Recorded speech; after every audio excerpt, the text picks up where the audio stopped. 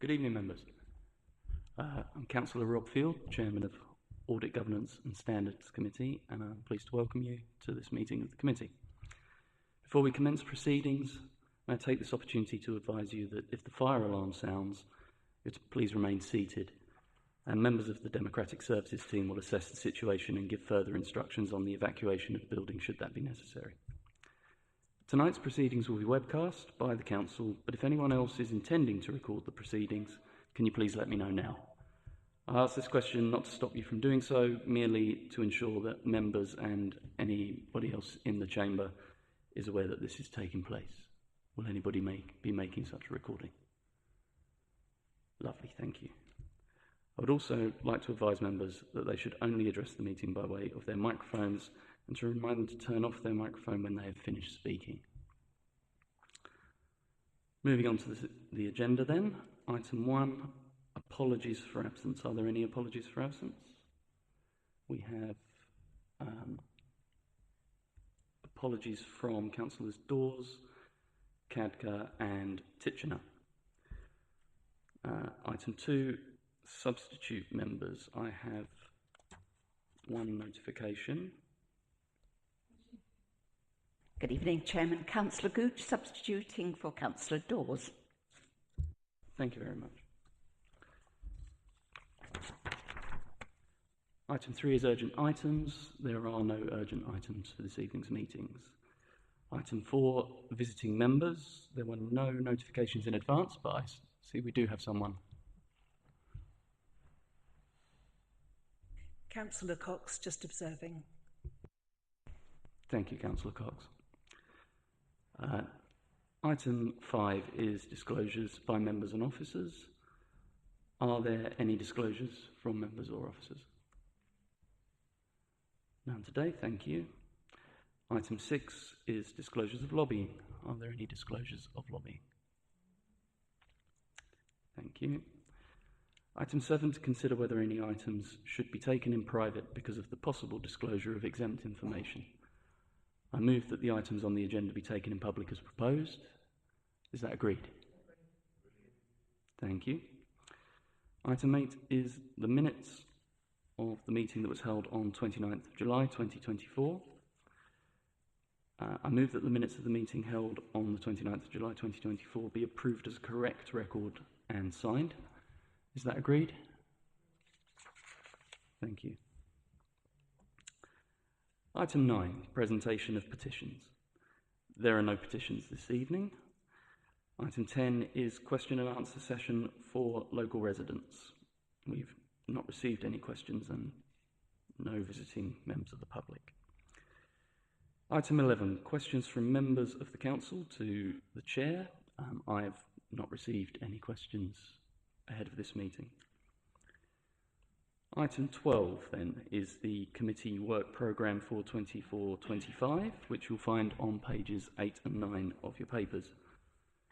So I'd like at this point to open up to members. Are there any comments that anybody wishes to make on the proposed work programme for the committee?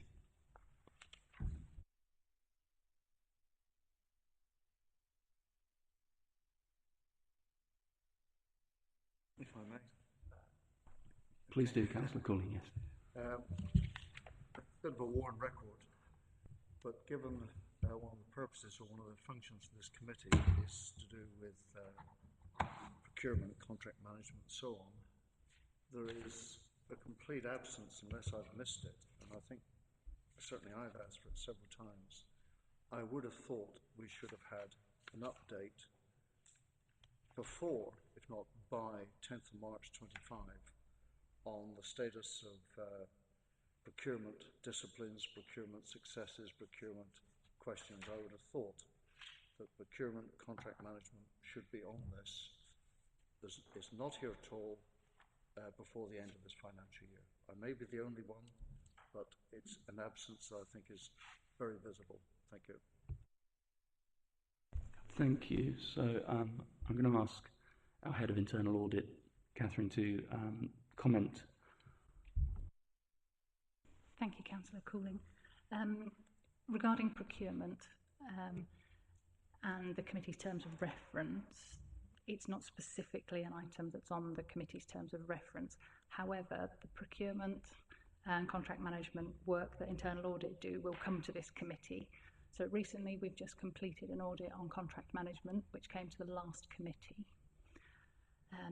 And there are some significant changes going on in the world of procurement at the moment. There's some new legislation which was due to come in at the end of October that's now been postponed to the end of February. So there will be some training opportunities, I think, for both officers and members regarding procurement and some of the new changes that are coming in. Councillor Cooling, would you like to come back? Thank you. On the paper that was left on the table, I reminded myself on page 2 of the Constitution, one of the functions of governance to maintain a financial review of the operation of the Council's Constitution is in respect of financial and contract procedures, rules and codes of conduct. I would have thought that we ought to be hearing, as a result, obviously the household refuse, etc., are there, and there are some big property contracts coming along. It strikes me this committee would be failing if it didn't ask for some reassurance on the quality of analysis and decision making that's associated with some of these major contracts. Thank you. So just on those parts that are in that in the terms of reference that you've got in front of you, that's regarding the financial standing orders, the financial regulations and the contract standing orders, which this committee will see. There have been no changes to those as of yet, so they will come to this committee when they are reviewed and updated. And with the other major contracts that you're talking about, so they're things that are monitored. We'll pick them up from an internal audit perspective as well as the officers who are responsible for those contracts. And Mark will potentially also pick those up in his budget risks report that come to every committee. Do you want to come in? Yeah, thank you, Councillor. What I would say, Councillor Cooling, is that the committee relies on internal audit in particular for assurance that procurement and contract management is working as it should be. So I really would urge you to pay attention to the reports that come out of MKS internal audit, because I mean, having been on the receiving end, I know they do a thorough job, and I mean, why would the committee want to kind of delve into it when you've got a strong internal audit team that is independent and is asking the questions? If the team, having made recommendations, we as officers don't implement them or do what's being proposed, I think then you very rightly would come back and ask for a report on it. But I would say at this stage, look to internal audit to do the digging for you, and only if that comes up with an unsatisfactory answer, pursue the matter. Thank you. Yeah, yes, of course, go ahead. Strong support of internal audit. I think it's one of the strengths of the borough, and I always look at the reports extremely carefully, and I will look at the work programme for internal audit, but I will stop now. But I do think contract management, given the importance, given the sums of capital money as well as operational contracts are being issued, I would have thought that this committee would want some reassurance that, well, I'm sure there's nothing going wrong, but we ought to have some assurance and oversight so that we can assure the council that they're in good hands in terms of contract management procedures with internal audit oversight. But that's the aim. Thank you. Thank you, Councillor. I'm just going to pause there, Councillor Gooch. Councillor Gooch, you've joined us. I'm going to have to ask you if you have any disclosures or any disclosures of lobbying. Thank you. Councillor Gooch, you wanted to come in. Yes, please, Chairman. I think Mr. Cooling's comments are very reasonable, and I fully understand the answers that have been given. Thank you. And this is no slight at all on our really, I know from colleagues' experience how good our internal audit service is. However, to not mention it within the remit of audit does seem a tad strange now that Mr. Cooling's brought it up. And I don't think it was an unreasonable request, even if it's only 5 lines of a report or a briefing note, because it is part of the overall audit function, in my view, as a mere sub.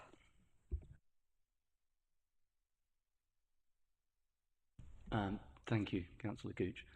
I think taking on board what officers have said in response, if we look to make the papers explicit in drawing out the points that you raise so that it's more readily apparent when those particular issues are being captured if possible, I think that would help.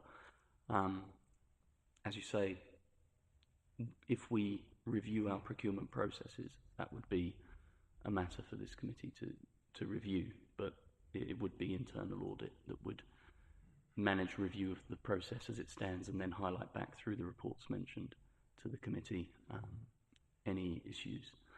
I do think I agree procurement is a large issue and we do some big ticket spending, but yeah, I think we'll in this case best follow the advice given and we'll try and make sure that we pick out those points explicitly.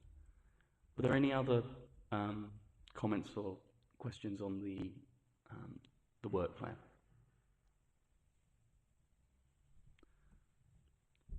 Thank you.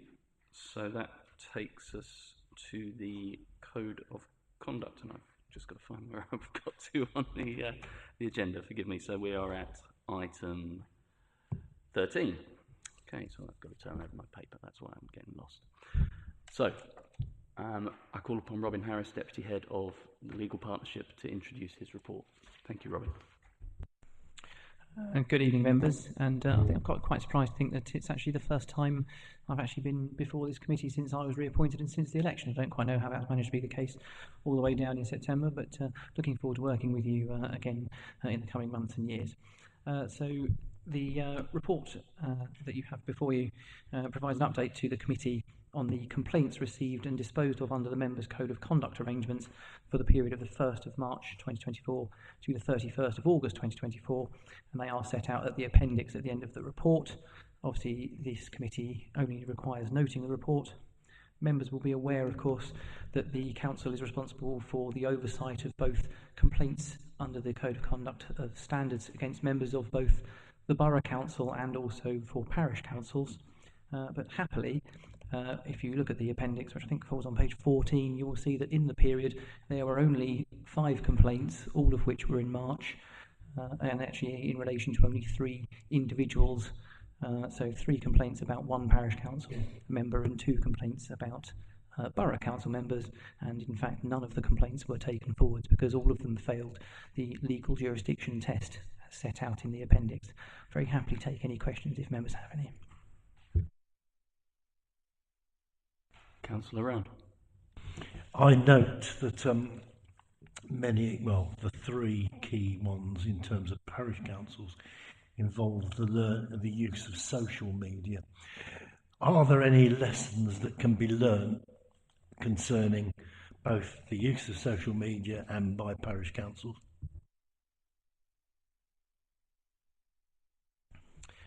Just by way of comment, if I may, Chair. Certainly, in my experience, and I'm actually the monitoring officer for 2 of the councils within the Mid-Kent Partnership, and indeed Deputy Monitoring Officer for the 3rd, and the overwhelming source of complaints that I see and comes to the monitoring officer to be considered are things that are done on social media. And so I think there's absolutely, if I was going to give a message to parishes, it would be seek training for your members in relation to social media, and I'd say the same thing to the borough councillors as well. The material that the LGA has in particular on social media and how councillors should use social media is very, very useful.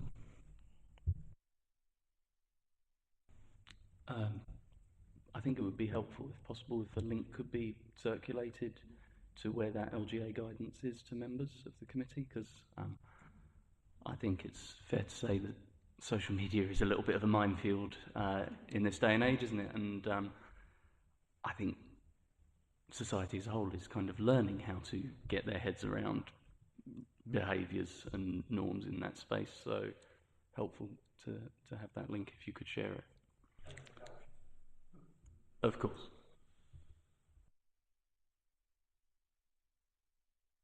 Councillor Cooling. I think the only state advice is not to use it, but that's a separate thing. And I note that in page 14, I think it should be termed a defeat rather than a victory, parishes 3-2.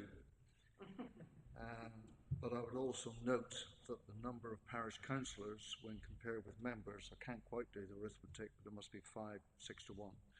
But the more substantive point is that the 3 against the parish council, and they're highly regrettable, are, by the look of it, relating to the same, perhaps even the same post.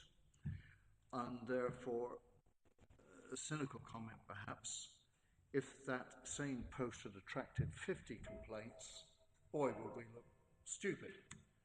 I'm just wondering whether the rules allow you to define a instant complaint, something to combine or associate all of the complaints that come out of one incident. Otherwise, this could go really south, particularly as far as parish councils are concerned. So can you combine, are the bottom 3 combinable, if that's a word in some way? Thank you.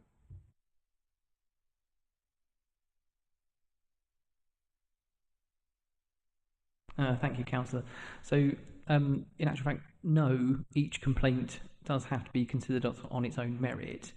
However, as a matter of practice, if you have, and it's again a relatively common experience, one, for example, social media comment that then leads to a flurry of complaints, then in actual fact there is, of course, in practical terms, the ability to manage your workload as to how you respond to those, because the reality is that although you have to treat them individually and separately, the work is, of course, in practice amalgamated. So you can't just go, it's one complaint, but you can, for practical purposes, work on it in such a way that you mitigate the amount that you have to do in respect of, turning, as you say, it's 3, but what if it was 50? In actual fact, it wouldn't necessarily be that proportionally greater amount of work, because in actual fact you will make a determination on whether or not it was a breach or not, and then obviously you then produce the response, whichever is, whatever the response was. In this case, it was a letter simply saying it's failed the legal jurisdiction test, and then obviously that letter is then not rewritten every time. It's effectively a facsimile of the letter that goes out with only the name changed. So in practical terms, it's possible to amalgamate, but you can't just treat it as one complaint. You have to treat it as 3 or 10 or 20 or 50.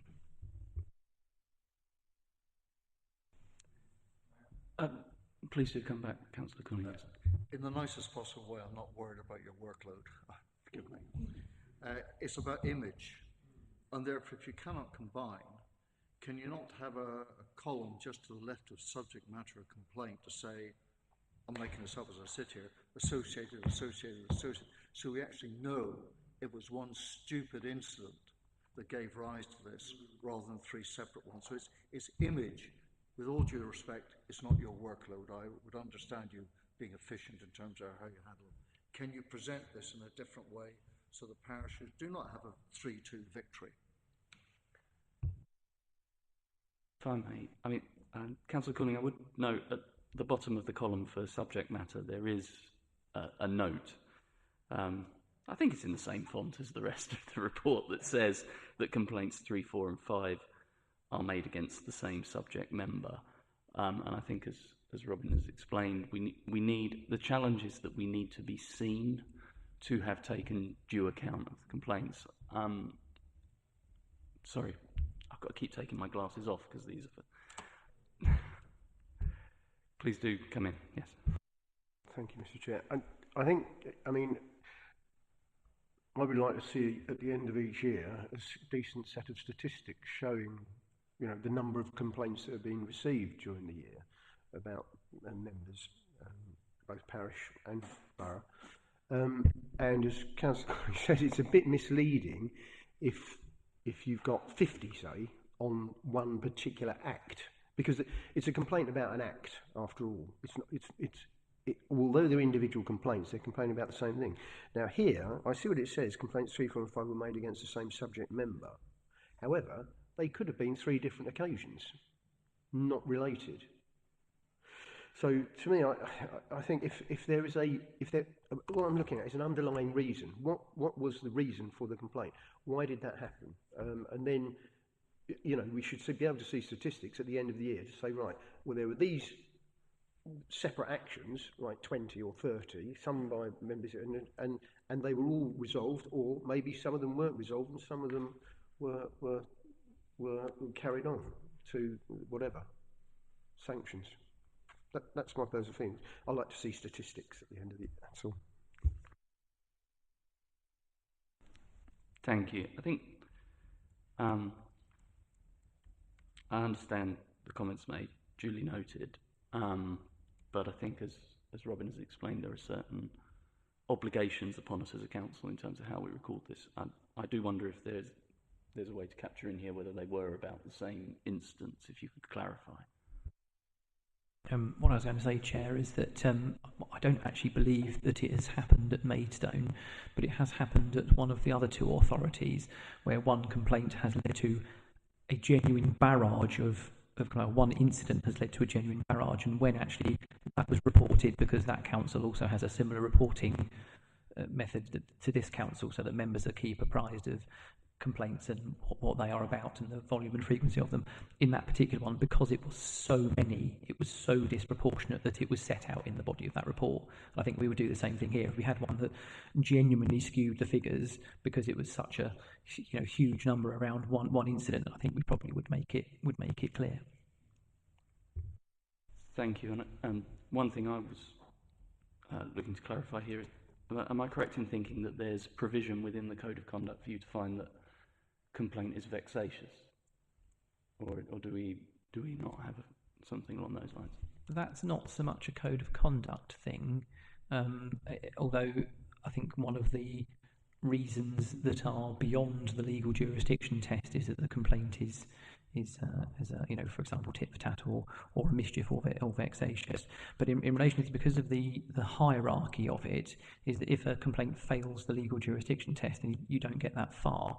And that potentially if you had a person who was regularly corresponding with the council and using the medium of a councillor complaint in order to effectively harass the council or the councillor, then if it always failed the legal jurisdiction test, you wouldn't deal with it being vexatious under the Code of Conduct, but you could deal with it as vexatious under the council's general policy in respect of vexatious contact with the council.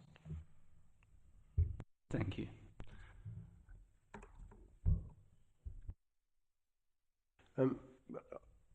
Presumably, there is a set of statistics per councillor. So if one councillor is a continuous pain, then presumably that's all linked up from your point of view.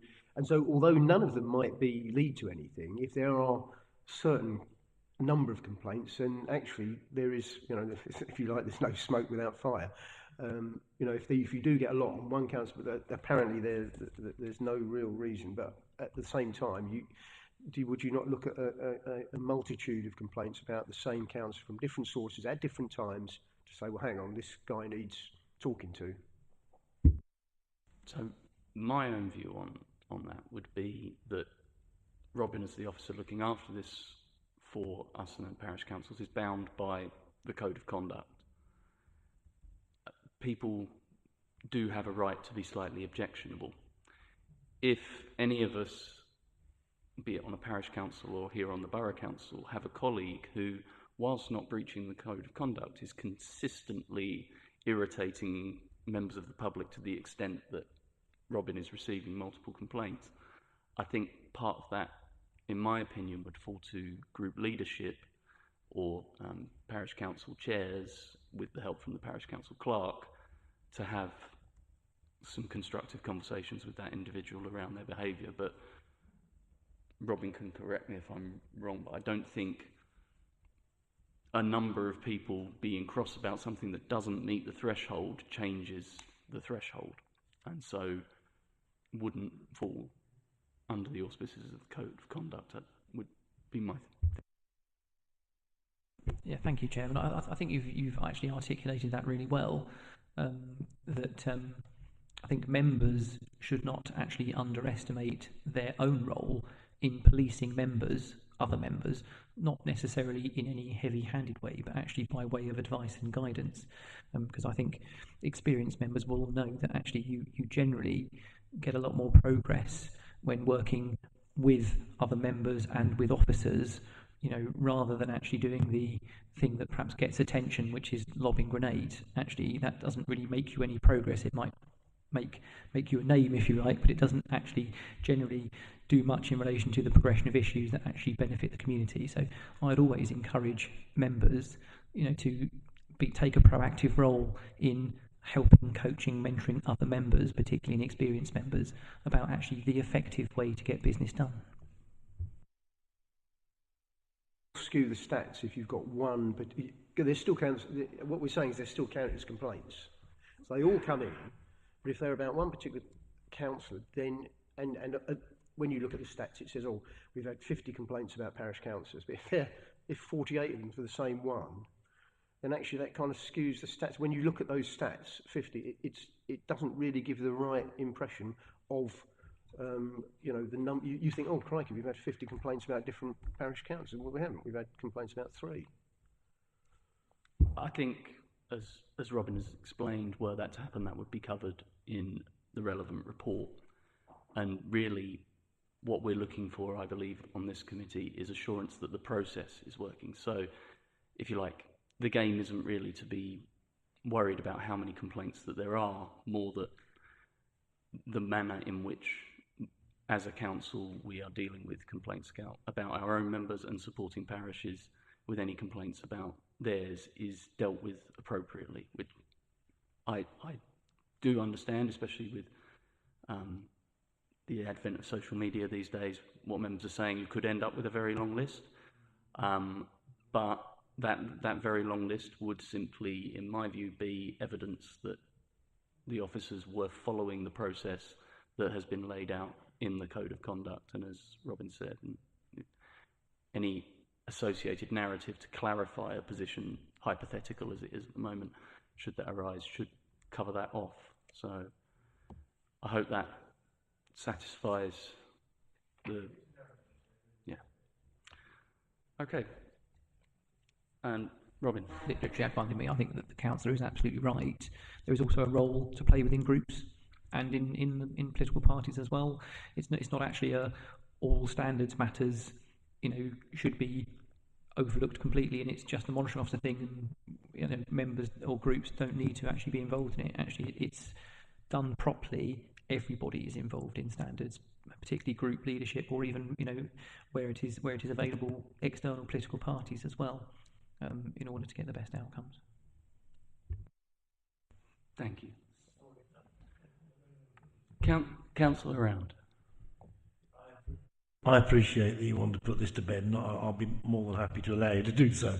But I think one of the reasons why both Siggy and I brought the subject up and broached it is we as ward members frequently get not personal accusations, but complaints about our own parish councils. And we already operate like a filter system and say, hang on, this is ridiculous. This is vexatious. This is just you against them with a personal.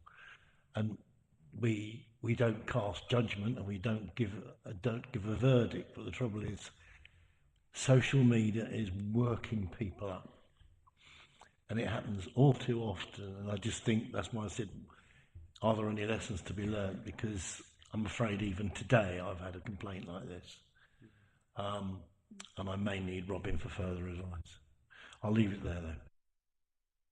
Thank you. Yeah, I tend to agree. Social media, as I said, it's a bit of a minefield. But as Robin has already alluded to, we have the support internally here at the Borough Council, and absolutely for those of us that are members of political parties, there will be structures to assist with that. I think, to be honest, there will be a number of issues, won't there, where the root of the complaint really is that a decision has been arrived at appropriately and people don't agree with it. That tends, in my experience, to be the thing, and it can get quite heated in that environment, but that as I said, what we're here to look at is to get the assurance on behalf of the council that the process that we're following is an appropriate and robust process. And I'm personally satisfied with the information that we've received this evening. So I hope that has satisfied other members of the committee. I'm going to make this the final point on this item, if we may, but go ahead, Councillor Cooley. Now, it's a question, first of all. This couple of pages A4 we had left on here, are they referring to any particular agenda item? And it's a later agenda item, is it? In that case, I shut up and I'm finished. Those papers are relating to item 14. It just had the out-of-date terms of reference, and those are the up-to-date terms of reference.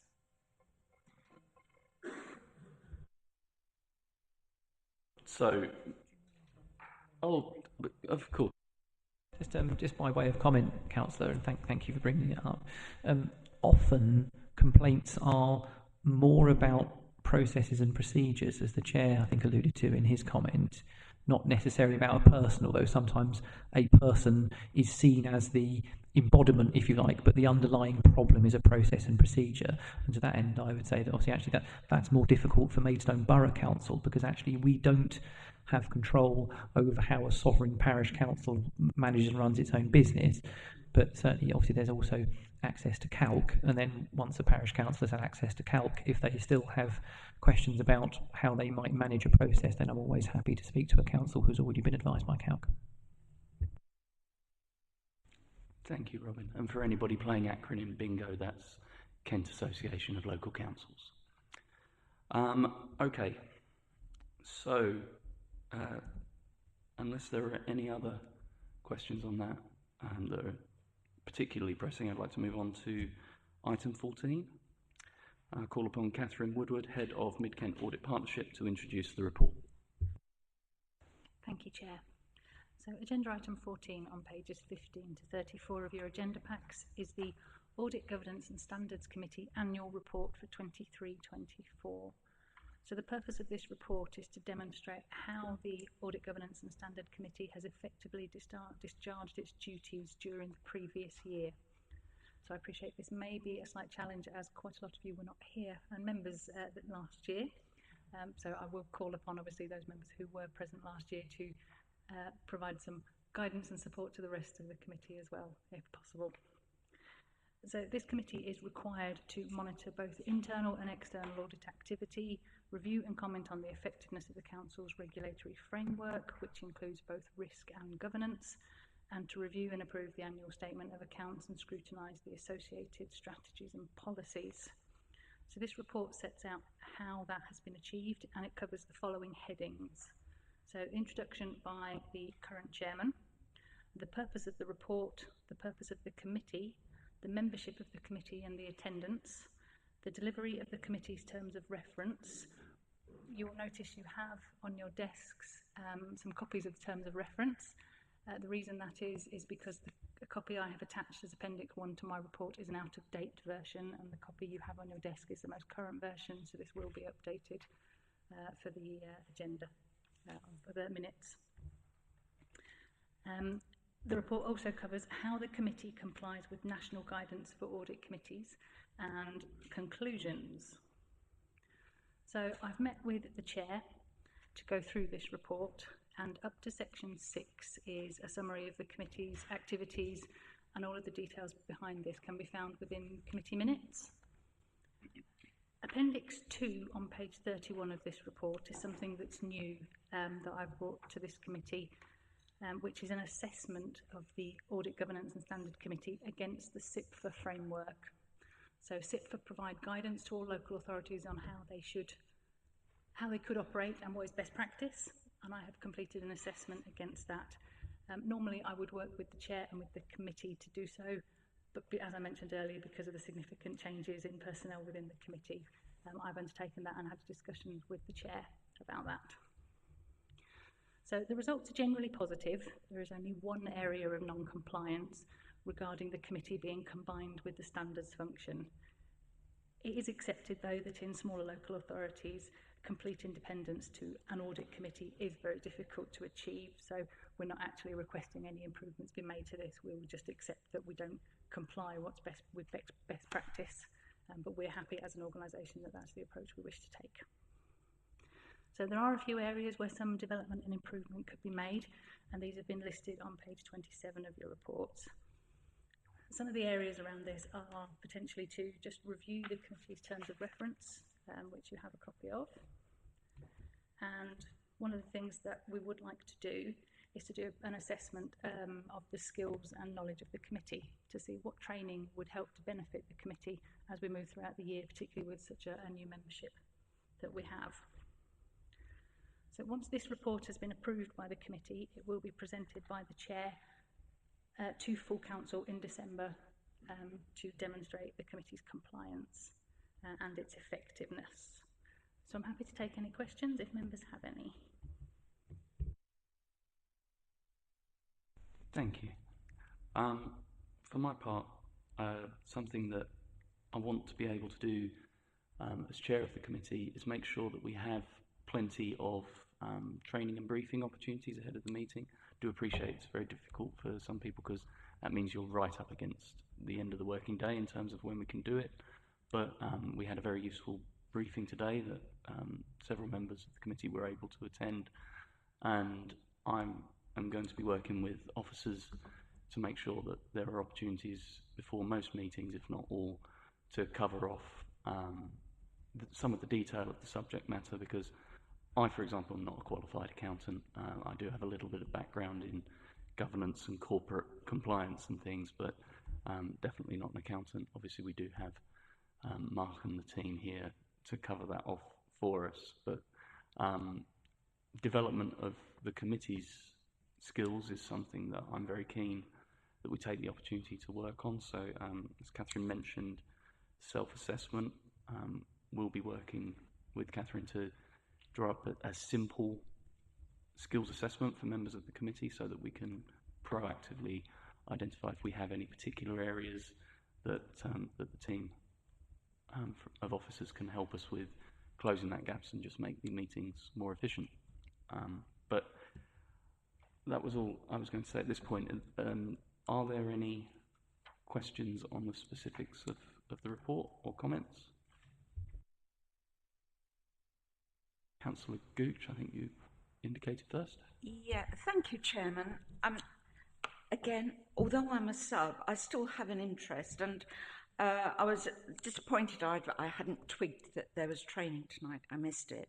However, I found this annual report, it seemed to me to be far more comprehensive than last year's annual report, because I thought I'd do a sneaky comparison.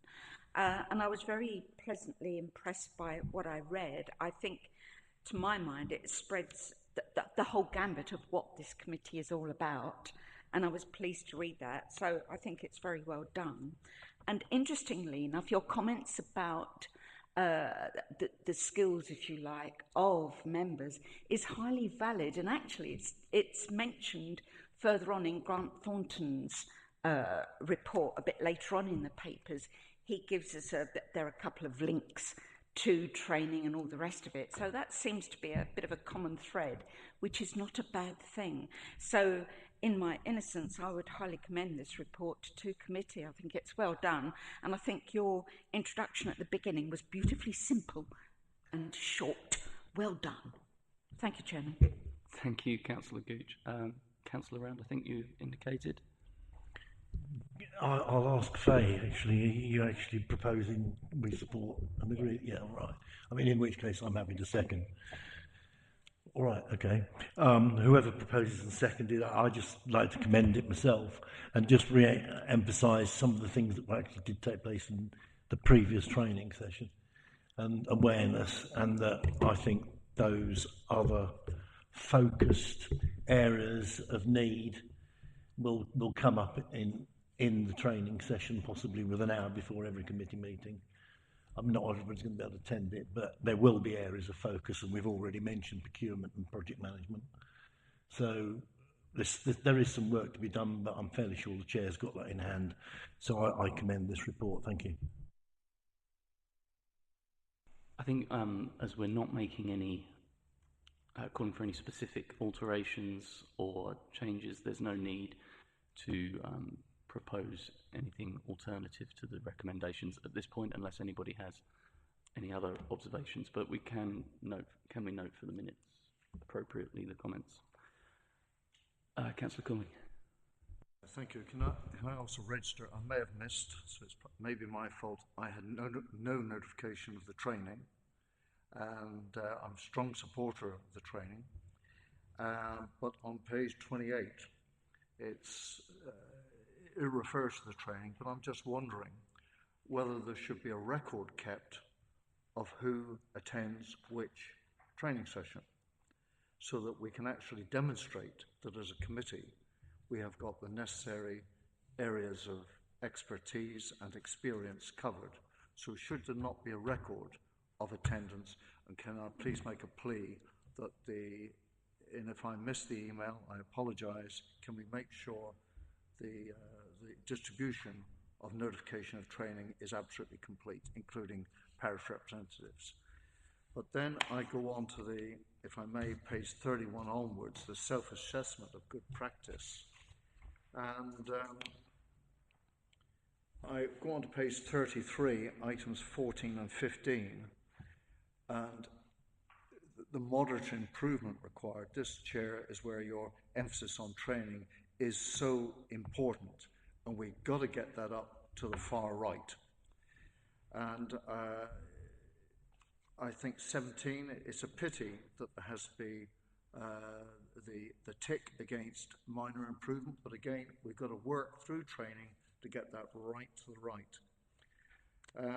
It's disappointing if item 23, there's to be improvement on the political bias, because I would hope that this committee has no bias whatsoever. And my final comments, number 29, has this assessment been undertaken collaboratively with the Audit Committee members? Well, this is it. And if I'm the only one that's feeding back, so be it. But I have to say that it needs to be again moved to the right, and perhaps we should make sure as a committee that we feed back on this draft report more rigorously next time. I don't want to make a big issue of it, but we've got to get some of these ticks right to the right as an audit, etc. committee. Thank you. So, thank you, Councillor Cooling. With regard to the points you make, if committee members are happy, what I would like to do is to work with Catherine as proposed on the skills matrix, and then once we have the skills matrix from members, we can work from there collectively to identify where we feel any particular training would help, and the objective should always be to collectively improve our knowledge and understanding of the issues. On the point of the email, I'm sure we can double check the email list and correct any errors that may be have made in circulation. Ziggy, do you want to come in? Yes, please. I think it's important we make, I agree with you, Peter, I think it's important we do make the distinction between briefings, which was today, and training. They are really two separate things. I think the briefings are very good. Presumably you're going to need everyone's CVs for areas of expertise and things, are you? I'm hoping to not make it quite that complicated. The intention is to do it more of an assessment with some general questions to try and gauge your backgrounds and what areas you are very comfortable with and what areas you are not comfortable with. SIPFA helpfully give us a document. I say helpfully, it might not be that helpful because it is quite complex, but I think we'll start with a bit more light touch, just to see what areas that we specifically need, and we can build and develop on it each year as well. I'd also just like to come back on a point that Councillor Cooling made, if I may, regarding the collaboration with the committee. Previous years it's been quite difficult because of the nature of the committee and the election cycles. Now we have, what I'm going to say is a bit more consistency in the committee members moving forwards following the 4-yearly elections. That would be something that I would really like to do in terms of working with the committee before this point in time to actually, you know, in terms of a briefing session, having a session with members to actually go through this. Let's find the most appropriate way to do so, because I do want to ensure that that is, you know, as far over to the right as you say, and, you know, your input is very, very valuable to this process. Councillor Cooley. I may be the only one, but my main weakness is I don't know my own weaknesses, so forgive the joke. But I think we ought to register, because I think I'm the only survivor from the Audit, etc. committee before the election, that the... oh, my apologies. Yes, you know. But the quality of the... Is it the awareness, is it the briefing, or is it training sessions that this committee in its previous existence had received from a number of the officers, well, I personally thought was very good, and long may that continue. So I think in terms of honing skills, well, few of us may be beyond help at that point. So I don't think we want to leave the impression that past efforts to raise awareness, experience, etc., have been lacking. There have been some very good officer presentations for as long as 5 or 6 years, whatever it is, I've been involved with this committee. But yes, I'm sure we could get better. Thank you. Thank you, Councillor Cooley. And my hope is that what we managed to do in the committee this year is sufficiently interesting that members are happy to continue on the committee, and we do achieve that consistency, because I do believe that for this committee, consistency in membership will only strengthen the value that it brings to the council. Councillor Green, and you indicated. I just wanted to come back to Councillor Cooling's point about the training and registering it. On another committee, planning, we've all been invited to planning training. That's been recorded, who's been attending, and that's a requirement for continuing on the planning committee. And I feel we should have sort of the same criteria for this committee, that we have the training and we're expected to attend it, or if we're absent, take up some online training afterwards. I think planning is quasi-legal, and so the training requirements around it are a little different. I would like to maintain the flexibility around the fact that this is a council of lay members, and I don't want it to feel too much like you're at work. Obviously, we can keep a record of training attendance, but we are reliant upon nominations from the various political groups, because this committee has to be politically balanced, and what's available to the group leaders to put forward, time for people to have jobs, etc. So happy, absolutely, to look at what, as I said earlier, when we do the skills matrix, how that's recorded. I think it's possible we could look at how that forms part of a report going forwards, so that it is formally recorded as part of the meeting. But this committee doesn't quite have the same sort of quasi-legal status as planning. Planning training has become significantly more relaxed than it was some years ago. There was a time when you literally were not allowed to sit on planning unless you'd done some training of some kind, if I recall correctly. But yeah, I take the point. I think it's a fair one, but I'd like to maintain a certain amount of flexibility, if that's okay with members of the committee.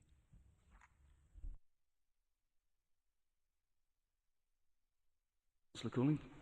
I think that's very fair. I understand the difference between planning and elsewhere. But this two-pager we had on the table, a number of delegated functions, but in my book, if one delegates, one is still accountable for failure of the delegatee.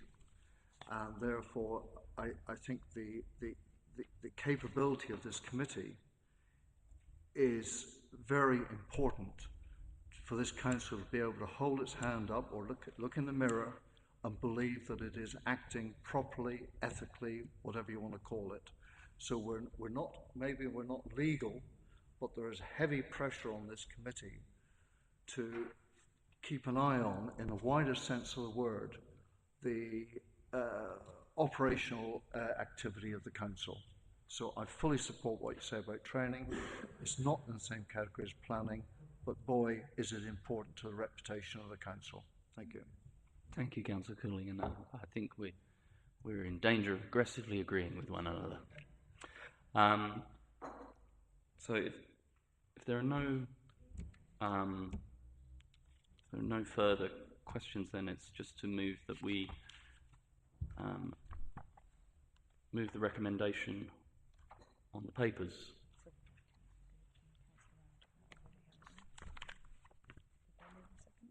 I don't think we did that formally. So I move that we accept the recommendations of the report. Is that agreed? Thank you.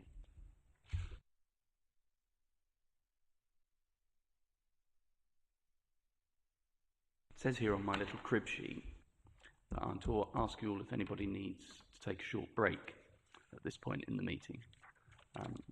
We are just over 45 minutes in, but if anybody does need a short break, please do say so. Okay. It's a very helpful little crib sheet.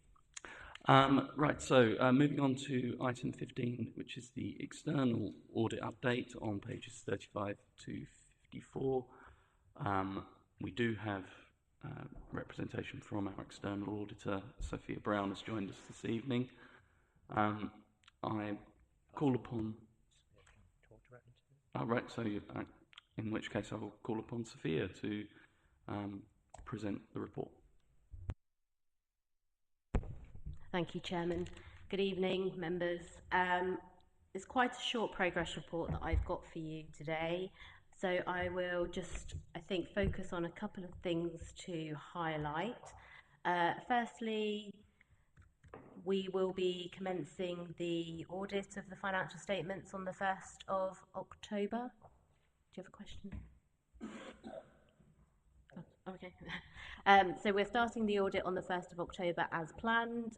We've got a couple of members in the team as continuity from the prior audit, which is great news.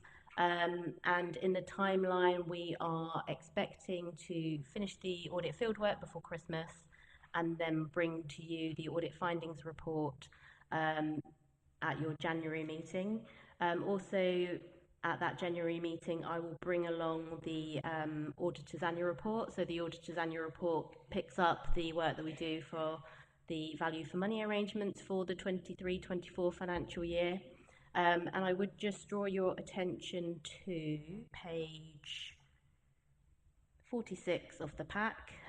It's just a letter there setting out that the value for money work will not be completed by the 30th of September. It will actually be completed alongside the auditor's report, so the audit opinion in January. And then one final thing to mention, if we go one page over, page 47, this page sets out the backstop arrangements. These arrangements will be in legislation towards the end of October. So the relevant date here for Maidstone Council is the 28th of February 2025. So we must complete and issue the opinion on the audit by that date for the financial year 23-24 statements to not be backdated. But at this time, I don't see any issue with achieving that deadline. I'm anticipating that I'll issue the opinion shortly after the January meeting. And I will stop there for any questions. Ziggy, please come in. First, let me say it's very nice to see you back, Sophia. We've got some continuity for a change. The last few years, I've requested, if it's possible, to see a list of milestones. So, although if we look at page 43, we've got the audit deliverables. What we have is we've got a planned date of July 2024 at the top, and then January 2025, and things happen in between. You know, and there must be milestones for requests for this information, that information, and responses and backwards and forwarding. And as a committee, it would be nice at our next meeting to say, right, well, okay, we can see that these things between July 2024 and January 2025 have to happen. They're scheduled to be finished by, let's say, the end of October or whatever. And, you know, what's the progress towards that? I have asked for it before, and I appreciate at the top there is a detailed audit plan. So I'm not necessarily asking for the detailed audit plan. What I'm asking for, if possible, is a kind of overview of that detailed plan, just with milestones on it in between those two dates. Thank you. Thank you.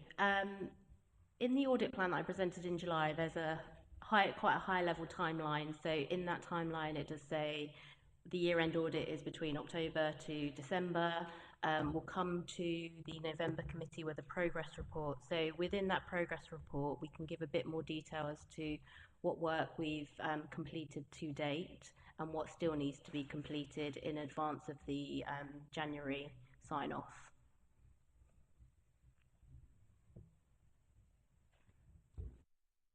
Did you have any further? Yeah, I hear what you say. The only thing is now we're sitting, and this is to overcome any possible issues which we've had in the past. We're looking now in sort of towards the end of September, and we don't really know, as a committee here, what actual progress. You know, I mean, have we done 50% of the work? Have we done 20%? Have we done 70%? You know, where are we standing now? Because, of course, our experience in the past, and I'm hoping it won't be the same, our experience in the past is that because we didn't have that detail, it has moved, the dates have moved, and we've had slippage. So that's why I'd like to see a more, should we say, specific detail of where we actually stand on the stages within that audit, other than those deliverables there that we've got. And if we could do that, that would be great. I guess that's something that we do on quite a detailed level with the finance team. So we share a work plan when we're going to look at specific areas. We match that up with officer availability. It's not necessarily something I've produced for audit committee before. I would say at this stage, we have completed our planning work. So that's where we want to be at this stage. So when we start on the 1st of October, and in the run-up to starting on the 1st of October, we have sent over all of our requests for working papers, for listings. So Adrian and the team have been populating the system that we use for that with everything that we've requested. So that's where we are at the moment. And then when we get into the work, the first week of October, we'll be sharing a really detailed work plan with Adrian and the team. I think that sounds great, and that's the type of thing you'd want, right? Okay, so all of the planning work to be completed by mid-September, and then there's a tick at the end. So, you know, we know that the planning work is expected to be finished by mid-September, and then it has actually been finished by mid-September, and then the next stage is to get the other bits that you asked for, Adrian. So I'm not asking for a detail, but just a highlight to see the main areas, and then, you know, whether it's been done, whether it's not been done. And I think that would help us going forward to have a little bit, I mean, although it has been improved over the last couple of years, definitely. But you know, we have had some, say, not quite so pleasant experiences in the past. And I think as an audit committee, we just need to make sure that we keep our finger on the pulse for that, if you know what I mean. Thank you. Thank you. I think my reflection on your comments would be, you've kind of just taken us through the process of achieving what you want to achieve, and I think it's very difficult for officers and external auditors to produce reports that will preempt anything that the committee might ask. I think the questions you raise are very reasonable questions, and they have been asked, and hopefully to the satisfaction of the committee. You now have clarification on the difference between what has been prepared in the high-level report and a little more detail. I would perhaps I would have been concerned had Sophia not had answers to your questions, and then I think maybe the line of inquiry is a little bit different. But I think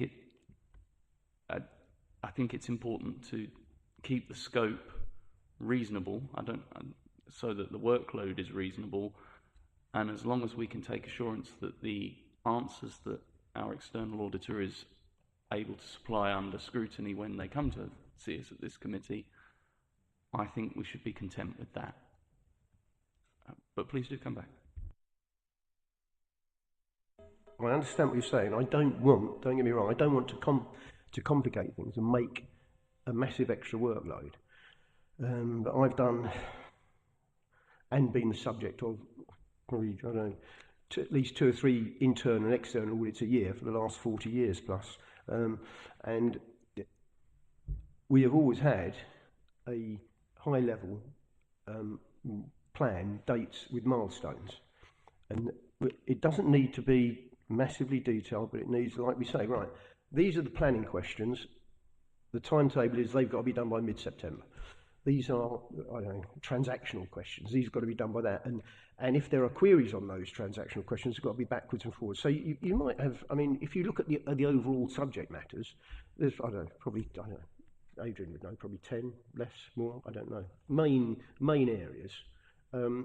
And you just put a date next to it. And then you can see the progress against it. And coming to this audit committee, that kind of report is actually, I'm not saying this as it stands here, it's not a good report, but it fills in the blanks between July 2024 and January 2025.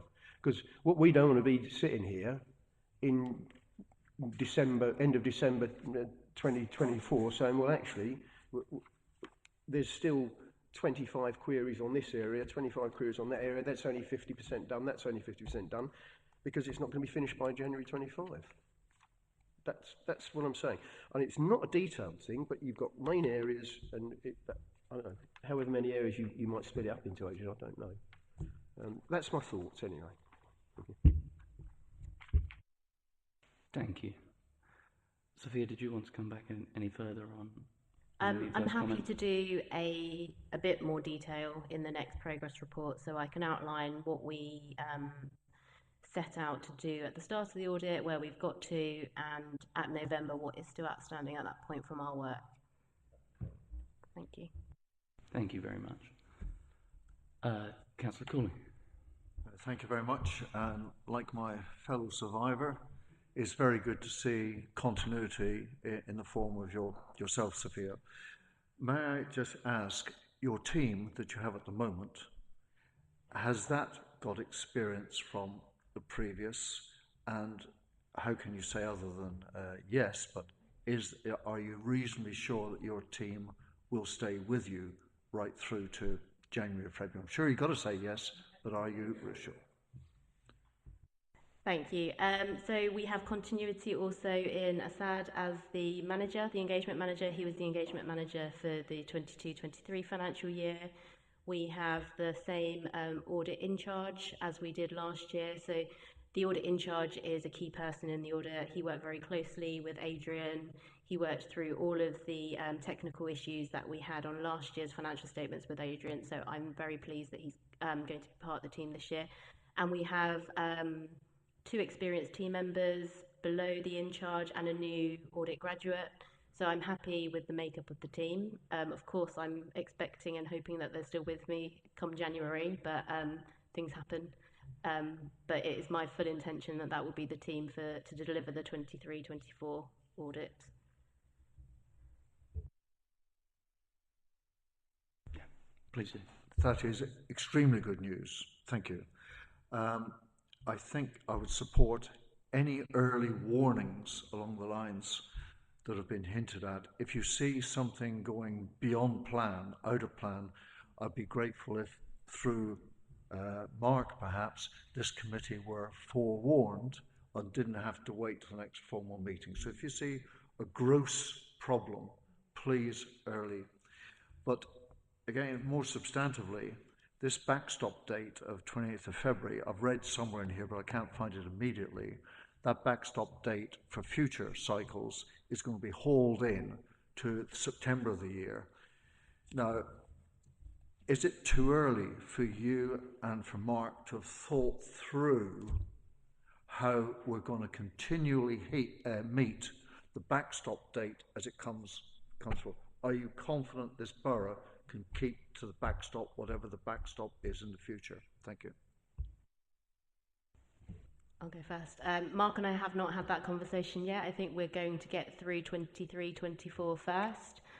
Also, it's a live topic at my firm as to how we're going to address that with all the other audit engagements that we have, a lot of which are subject to the backstop arrangements and all the challenges that come with that. So it's something we're working through. And once I have a clearer steer from the firm as to how we will be addressing it, I'll be speaking with Mark.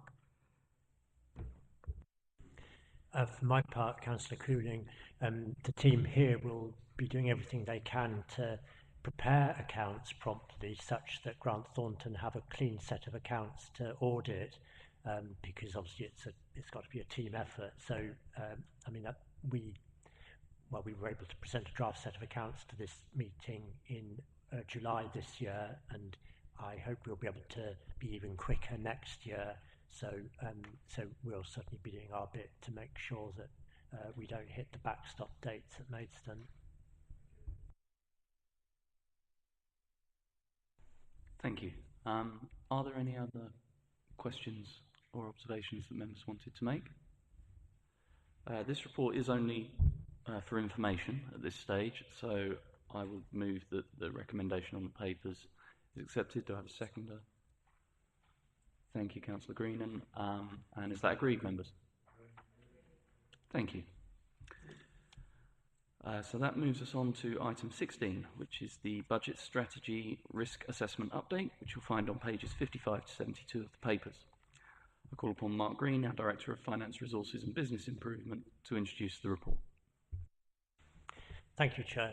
This is the usual report that I bring to the committee, setting out what we see as the budget risks facing us at this point in time. And there are really three areas. One is performance in the current financial year, what we think is going to happen in future years, and issues to do with the capital programme.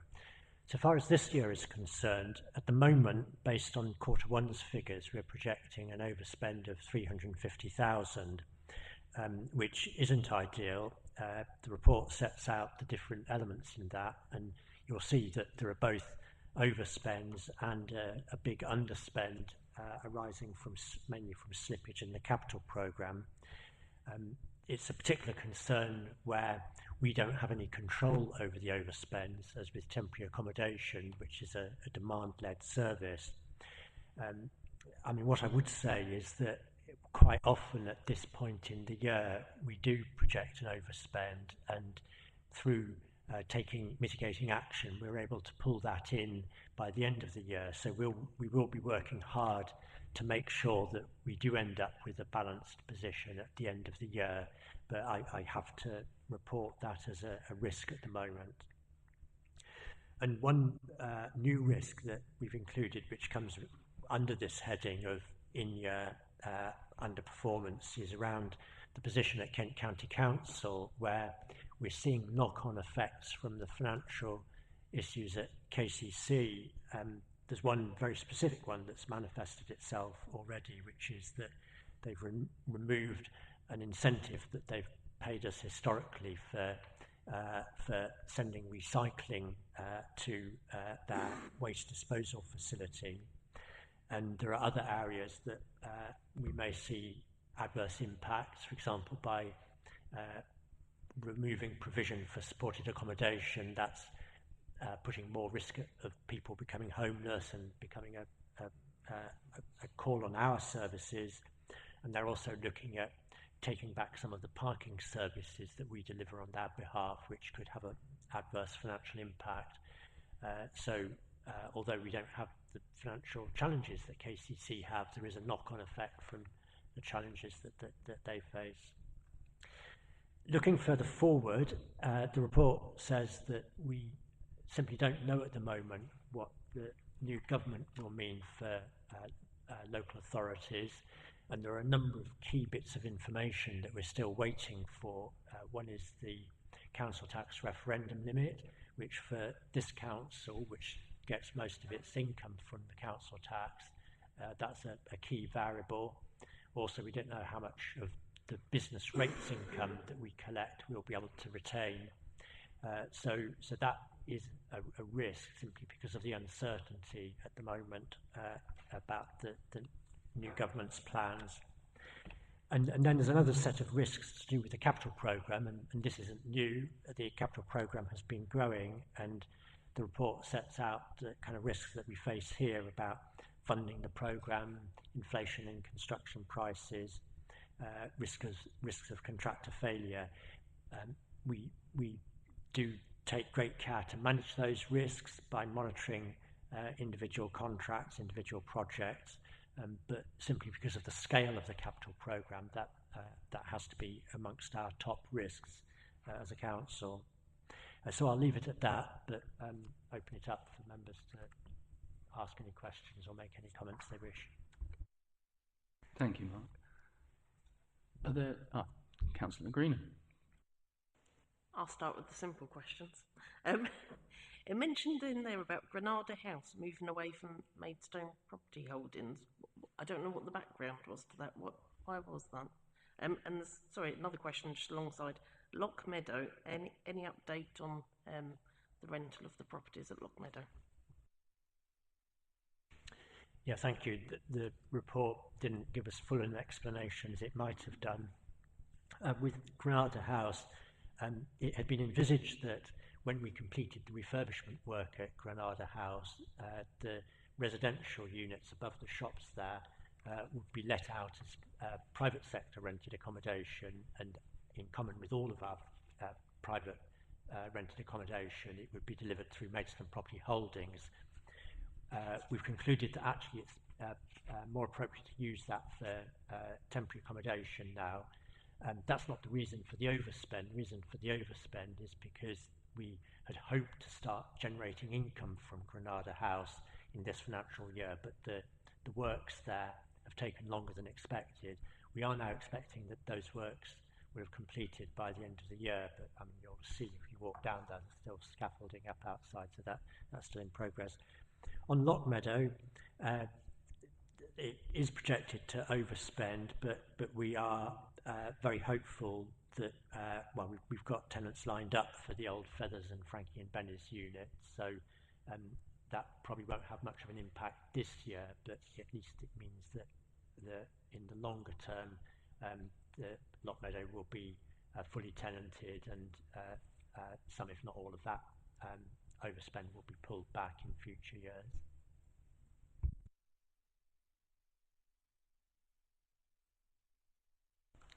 Councillor Jabrinsky. Yeah, thanks, Mr. Do we not have clawback clauses in our works contracts if things aren't done on target? Not specifically in relation to that contract. It is a fixed price contract, so we've got quite a measure of protection in that we know what it will cost, but we're not in a position to impose penalties on the contractor for delay. Having said that, we are monitoring it closely, and as I say, there's a fair degree of confidence that it will complete, well, certainly within this financial year.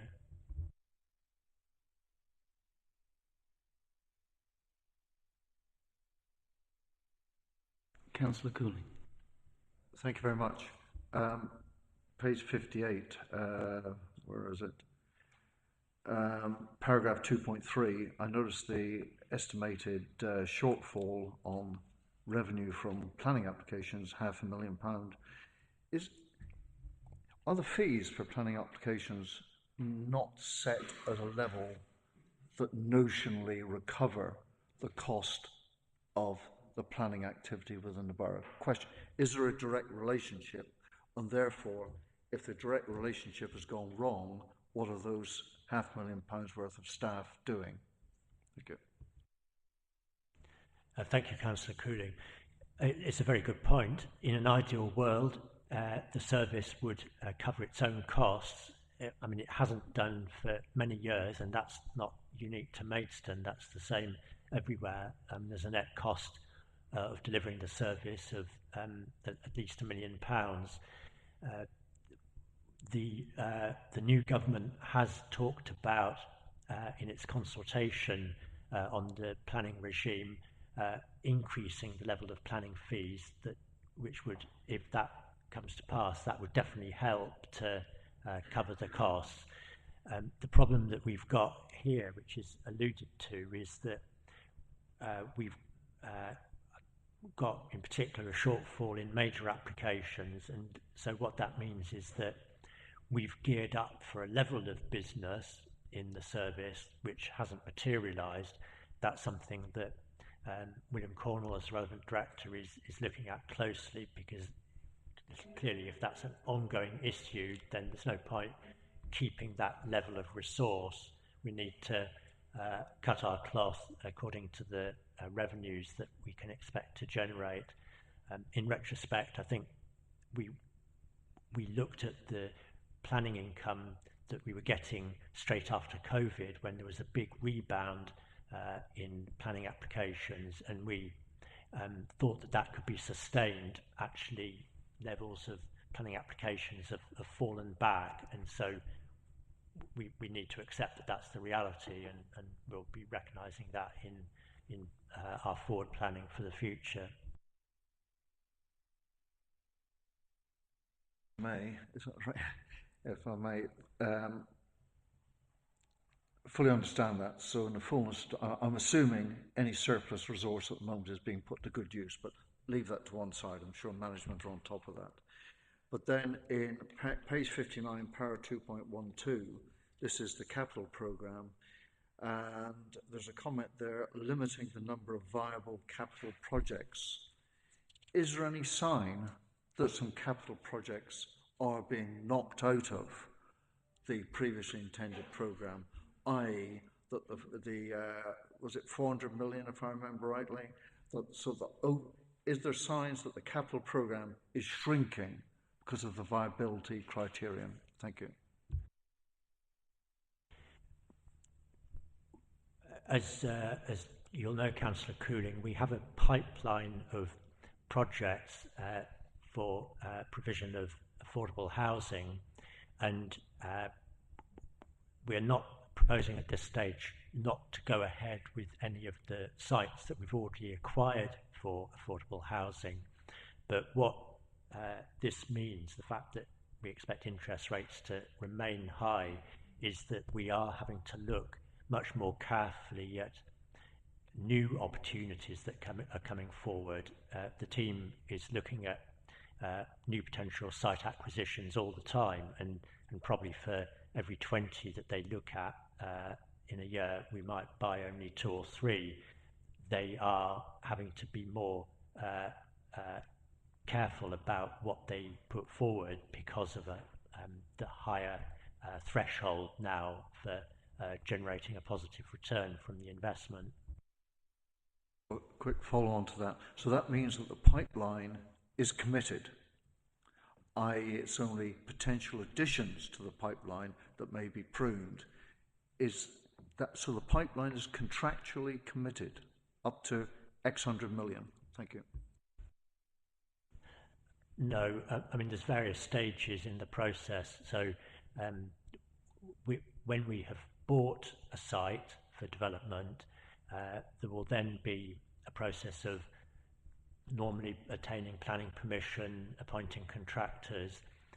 But having invested in the land, we don't want to just let it lie fallow, and we're not in a position at the moment, fortunately, where we've acquired a whole lot of land and we're saying no, we can't afford to build it out. We're not in that position, and equally we're not in a position where we've made contractual commitments, because with that pipeline there's still a long way to go on many of the sites before we're in a position to appoint contractors. What I'm saying is that probably a good half of that 400 million, we've yet to identify the sites that we'll be acquiring for the affordable housing that implies. Remember that this is a 10-year programme that we're looking at here. A final comment, if I may. I personally applaud the moves that the borough is making to improve, what shall I say, quality of life generally, including specific sites for specific purposes. So my comments have not been a criticism of that enthusiasm to acquire. It's the financial realism to actually match borrowings against sensible projects. So no problem really. Thank you, Councillor Cooling. Councillor Drabinski, you indicated? Yeah, you may have covered this earlier on, I don't know, as I was a bit late today on the briefing. On 2.3, I kind of get the first part of that, but the last 3 lines, the Head of Development Management attributes this to the fact that there are not enough potential large development sites in the current local plan to generate the sums needed to meet the budget. Surely that was part of putting the local plan together to achieve that budget, no? And I thought that there was plenty of sites there. Sorry.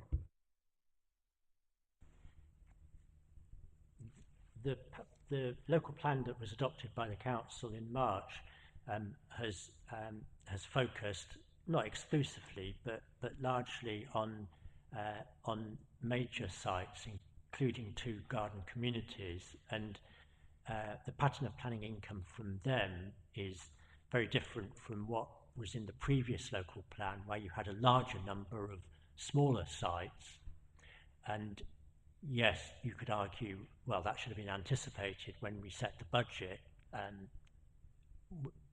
In retrospect, we failed in not spotting that, but that is the case, that those larger sites are taking longer to come to fruition, and so we're not getting the planning application from the majors, which are kind of like developments of over 50 units. I think as well it's always worth noting that this is a specialised resource, and the nature of planning being that larger sites do take time to come to fruition.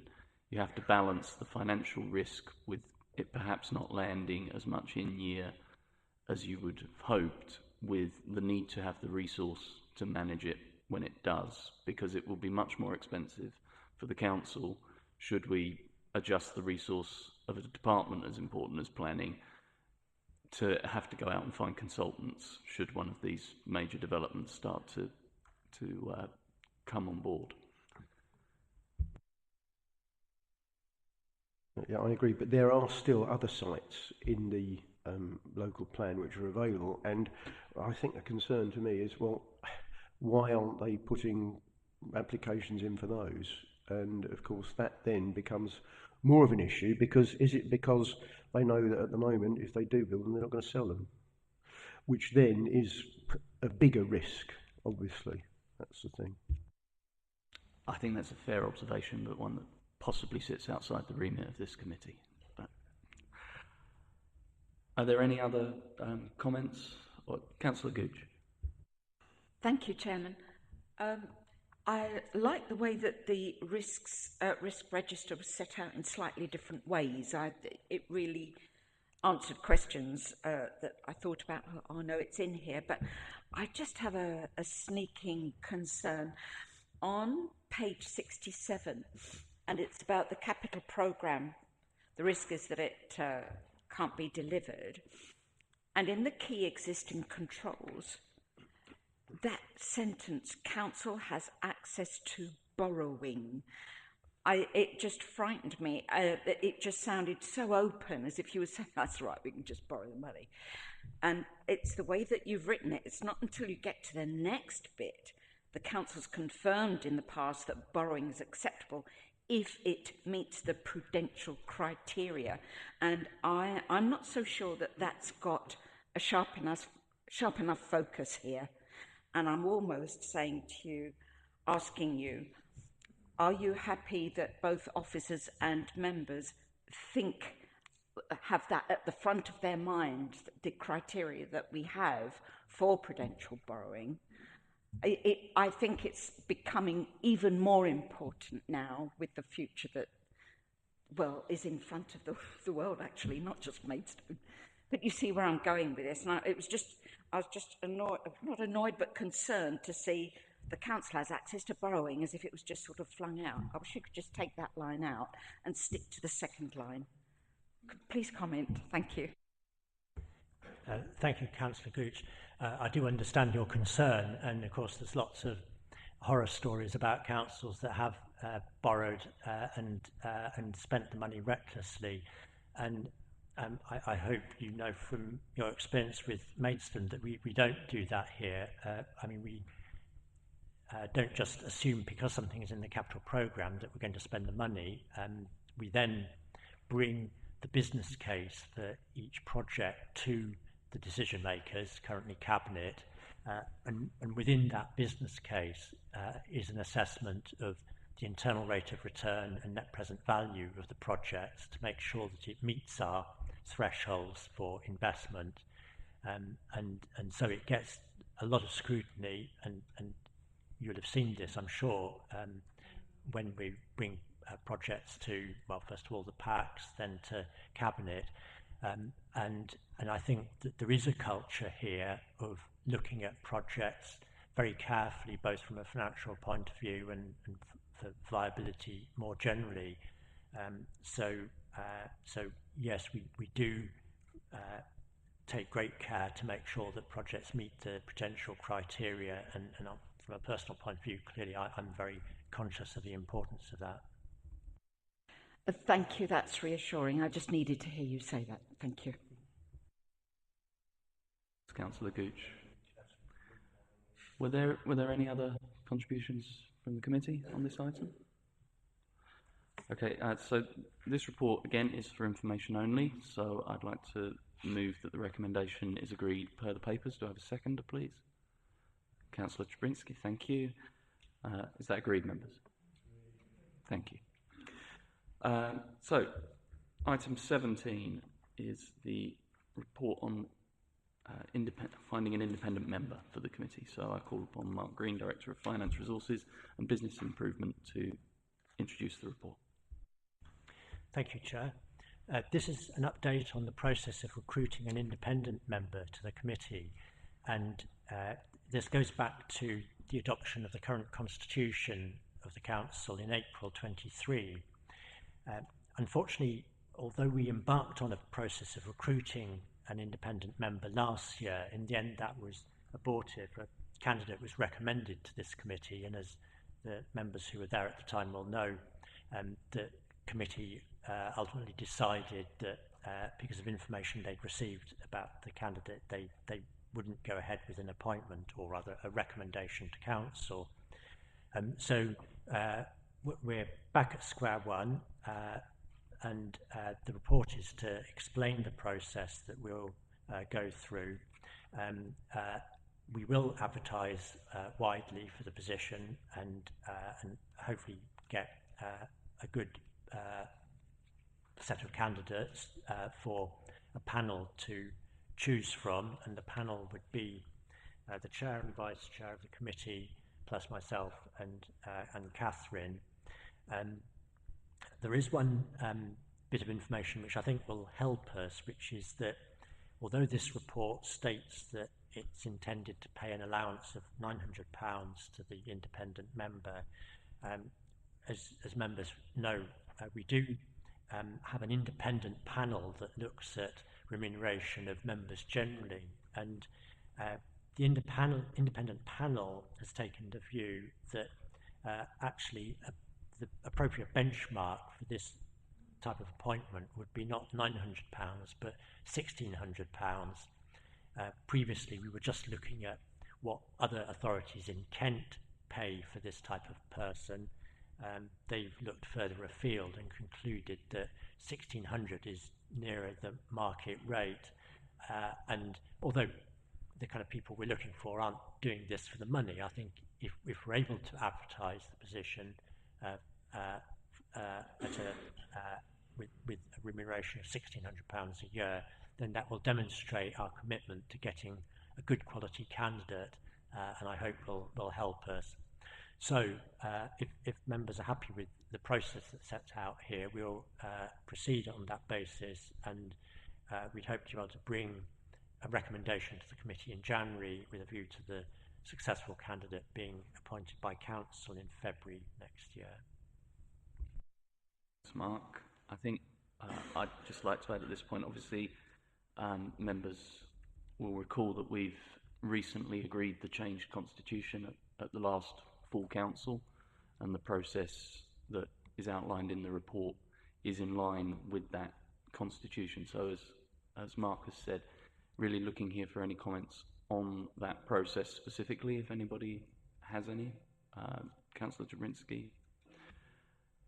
Right. No, just quickly, there's only no material difference between what we saw before and this, is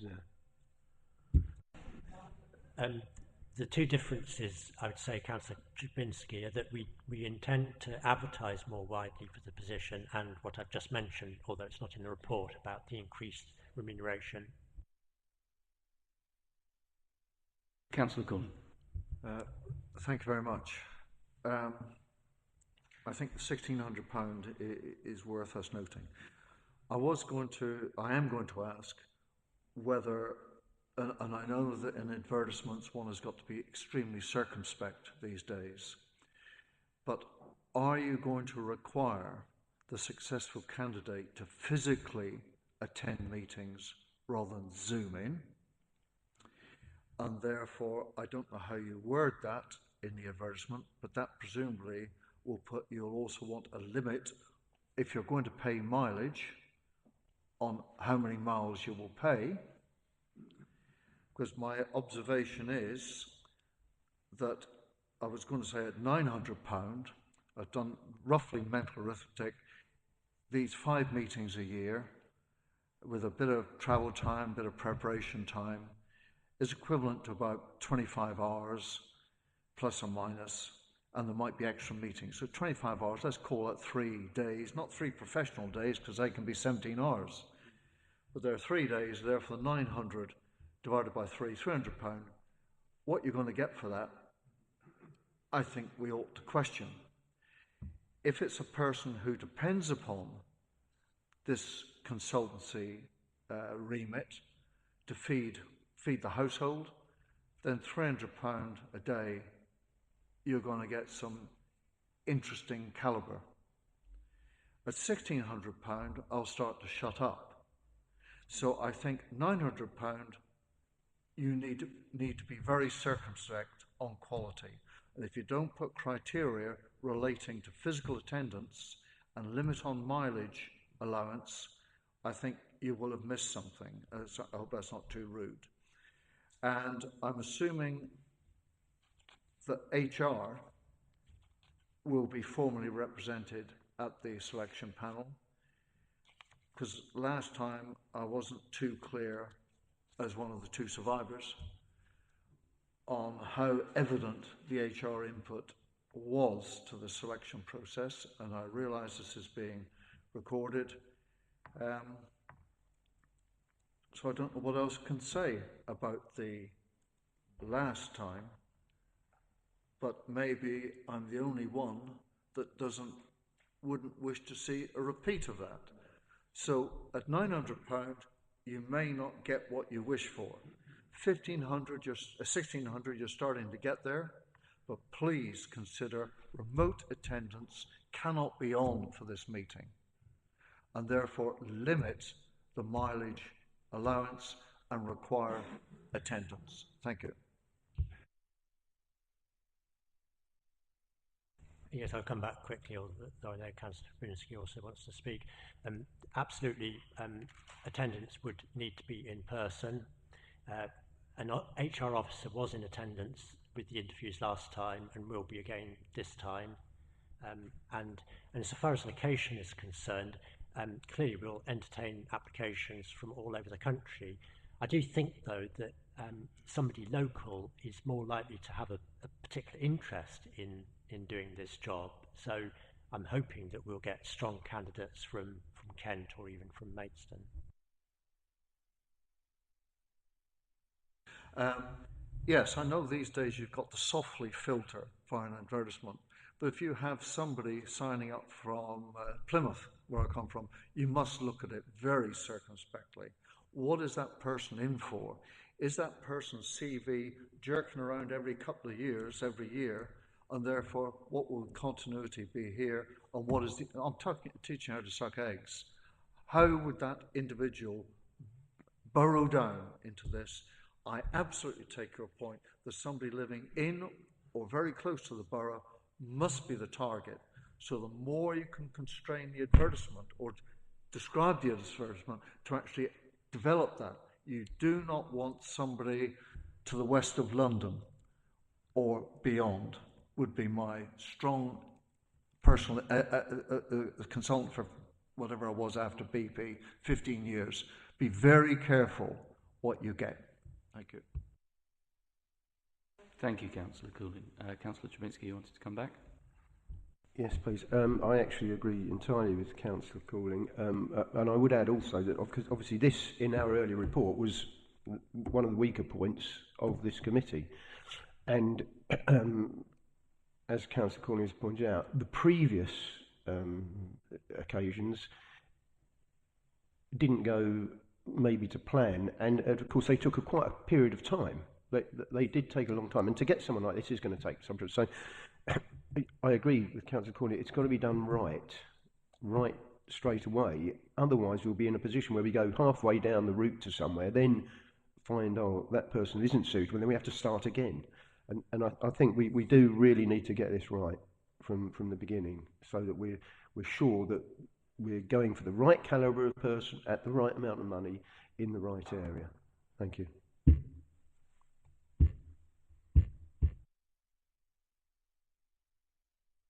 Thank you. Are there any other comments on the process? Councillor Burke. How long is the appointment for, just out of curiosity? So if you find a successful candidate, how long are they in post for?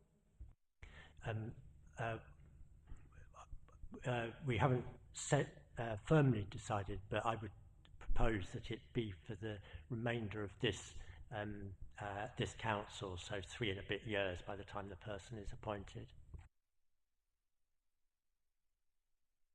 On that, within the process, Mark, do we have anything in the governance around how many terms of office an independent member would serve? Have we considered that? That's not set out in the Constitution, and we haven't made a decision about that as yet. Okay. I'm loath to revisit the Constitution.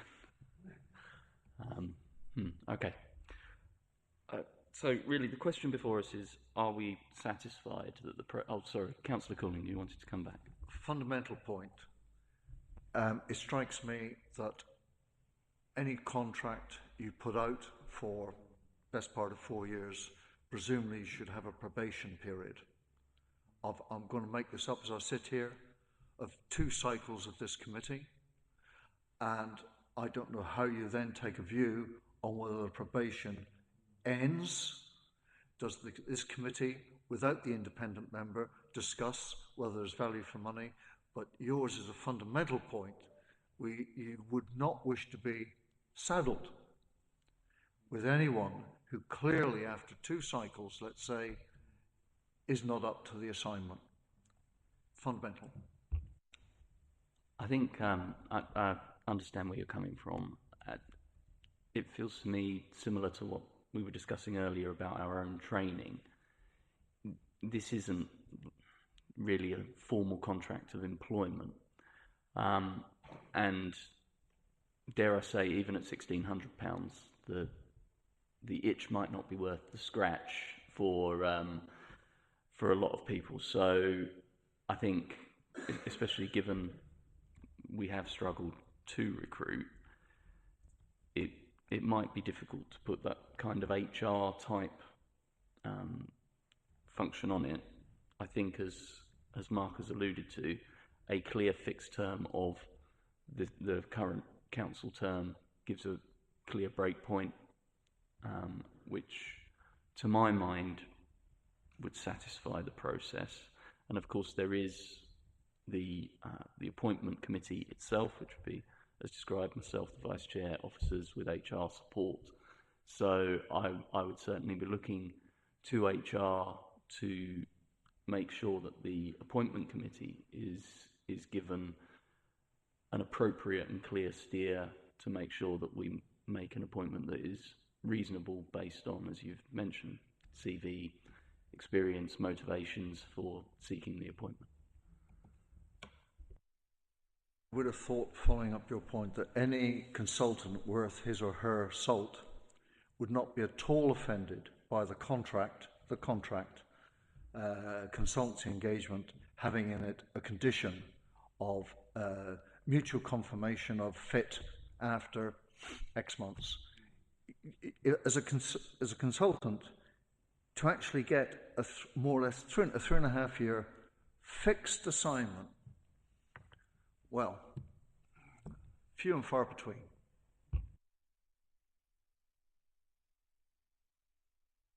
So, given where we are, I have to ask you, do you want to formally move that an adjustment is made to the process to ensure that there is a probation period for any independent member that is appointed? As a non-voting member, I'm not certain I can put that, but I would like somebody to propose that any contract should have, please. Councillor Burke.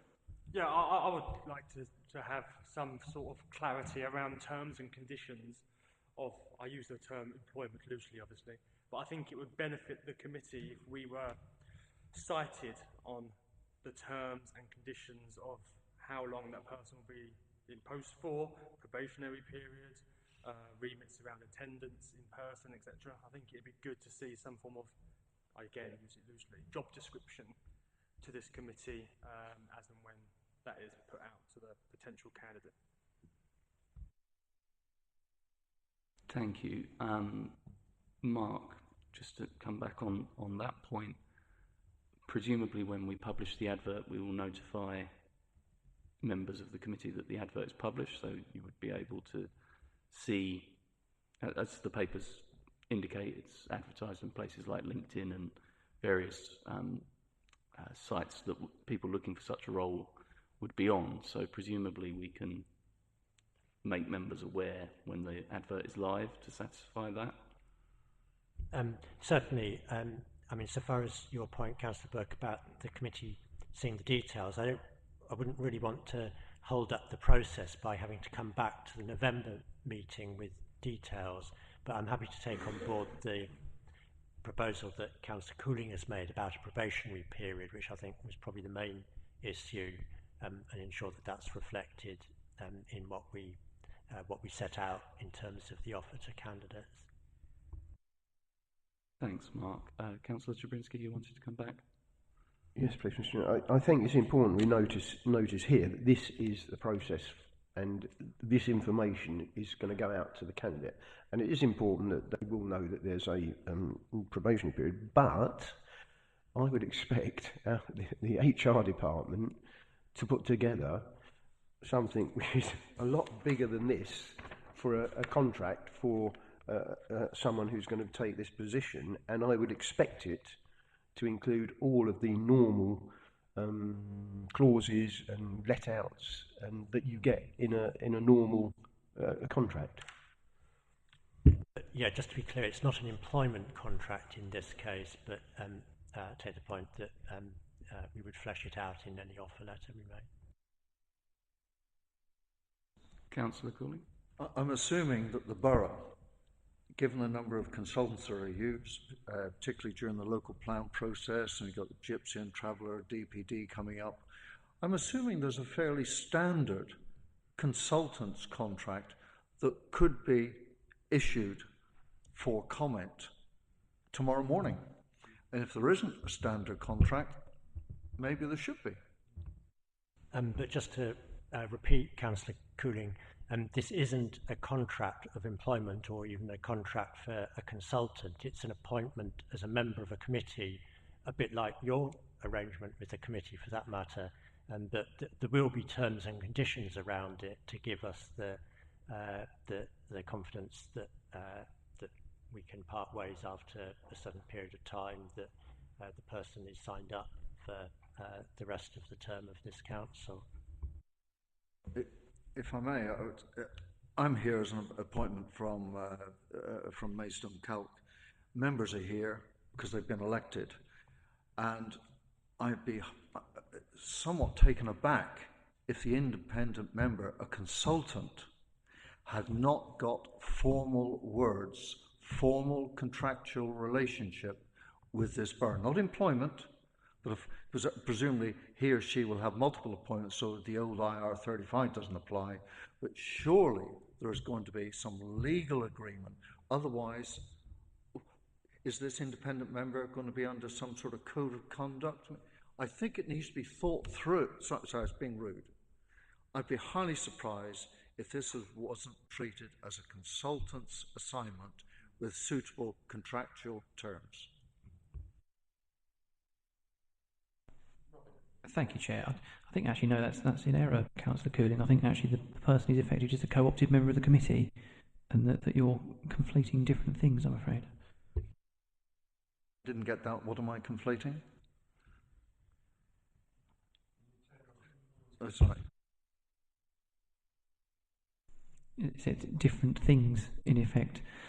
The fact that they are possibly there, but I'm not sure where the notion they were a consultant even came from. Yes, genuinely, it's not someone that we are employing per se. There is an element whereby there is some, for example, more like expenses available for them in order to undertake the task. But yes, I think the correct identification of what that person is doing for the council is in effect being a co-opted member of a committee, and it goes no further than that, and therefore they wouldn't have a contract, a consultancy contract, an employment contract, or any other form of contract. It would be no different, as Mark pointed out earlier, to your own appointment or any other parish representative or any other co-opted member. I must disagree. Members are here because they were elected by the electors of Maidstone Borough, the relevant wards. I'm here because I've been effectively elected by Maidstone Calc. You're all subject to a code of conduct, this, that and the other, as am I. So what is this independent member going to be subject to if there is not a contract to define what he or she is expected to do and how it will be paid? I don't think the definition is at all clear. Thank you. Robin, would you like to come back? They would be a co-opted member of the committee, so they'd be bound by the council's code of conduct. I think it's worth noting at this point, members, that the constitution of the council allows for co-opting of members onto committees, and it is a common process for councils to undertake. As Mark has alluded to in the recruitment process, you are looking for a co-opted member of any committee to have a skill set that is relevant to the work of the committee. So some years ago, when I last sat on audit here at Maidstone Borough Council, the co-opted member, if memory serves, was an ex-finance director from Kent County Council who lived locally. That's the kind of individual that we're looking for. And again, as Mark has alluded to in previous answers, the motivation for accepting the appointment is more or less one of a desire, as is the case with the rest of us in the room, to contribute to public life in the borough. The remuneration is, as Robin has said, largely to do with reasonable coverage of expenses. So under the Constitution, as I understand it, this is not an employee and it won't be treated like a consultant. So the description of the post as being a consultant is not, strictly speaking, accurate in this case. It is a co-opted member under the constitutional arrangements of the council. So, as I said earlier in this debate, what we're looking at here is, are we satisfied with the process? And I'm a little concerned we're getting rather into the weeds of hypotheticals around performance management, which aren't really where we're going to be going with a co-opted member. The co-opted member will be as per the terms of reference for the committee, and the obligations of the co-opted member and to the co-opted member will be as per the constitution of the council. Final comment, if I may. The last exercise then for my fellow survivor and myself, somehow the weeds got desperately tangled and missed, and I cannot say much more than that, but if the end result of this, I don't think I can say any more on record. Okay, thank you, Councillor Cooling. For my part, please do take some assurance that I will engage fully with the appointment process, and I hear what you're saying tonight, and I will seek some clarification outside of the meeting about exactly what went wrong with the previous process, so that we can be sure that we don't have a repeat of previous errors. I hope that helps. Councillor Travinsky. Yeah, I'm a bit tangled up as well now. To me, this is fairly similar to an NED on a board, a similar type of role, and they all have contracts. Now, I'm not saying we have a contract of employment, we have a contract to this, contract to that, but there is going to have to be surely a written document of some sort setting out terms and conditions. I mean, I can't see how you can't have one. You can't just say, well, you're co-opted, just refer to the council code of conduct, blah, blah, blah, blah, blah, surely. There has to be surely a written document that someone signs off with terms and conditions on it, surely. As I said, Councillor Trinsky, the appointment is a co-opted member per the terms of reference of this committee and the constitutional position. I'll defer to Mark to explain if you would like to know what piece of paper the individual signs ultimately, but I would imagine that it's broadly similar to the paperwork that we complete for the reimbursement of our own allowances having been elected to the council. The co-option process is in lieu of an election process or an appointment process of a parish councillor. That's absolutely correct, and I don't know if Mr. Harris wants to add anything further to that. I don't think there's anything further to say, thank you. Okay, so I'd like to draw this one to a close if we can. I don't believe we've asked for any formal changes to the process, but I think it was a worthwhile discussion. Would anybody like to move that we accept the recommendations described on the paper? Councillor Greenan, and seconder, Councillor Gooch. Is that agreed, members? Sorry, Chairman, I was going to say I'm in agreement. I'm not sure about if I could just hear some agreeds, or if there is a need for further debate.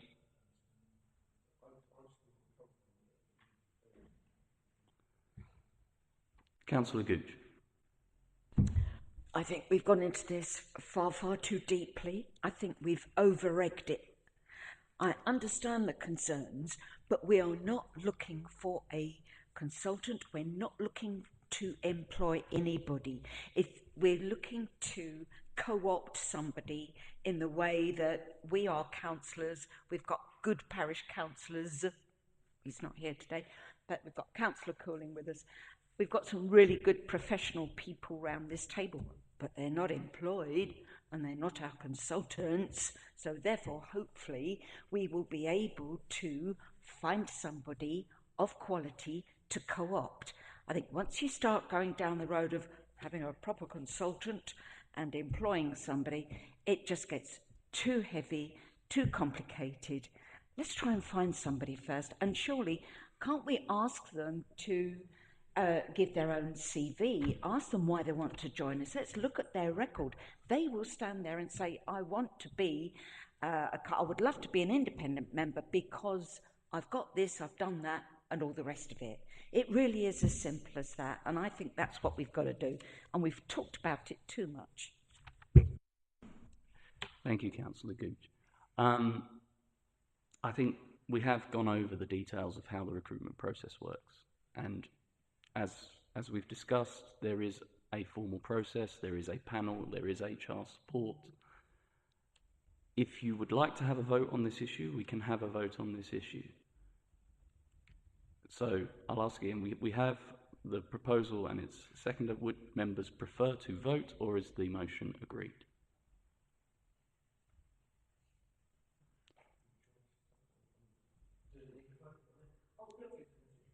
The issue I would raise is if the vote says no, all we're doing is leaving us with the absence of a process that is required for the terms of reference of the committee and so on and so forth, and it's delaying the work that the team are trying to do. So the question was about the process. If you want to have a vote on the fundamentals of whether you accept the process, we can do so, but that does leave the officers in a position where they will need clarification on what they are supposed to do instead. And I'm not sure that I've heard anything that would adequately inform that. I've got no vote, but as far as I'm concerned, no problem with the process. It's going to be where, my recommendation to you, process yes, judge later. Thank you, Councillor Cooling. On that basis, as I say, pulling members back to the actual recommendation, which was about the process that we are going to follow, officers placing the advert, myself and the Vice Chair participating in an appointments panel, and so on and so forth. We have proposed and seconded for the recommendations. Does the committee agree? Thank you very much. That's the last meeting agenda item for the meeting this evening, so I'll declare the meeting closed.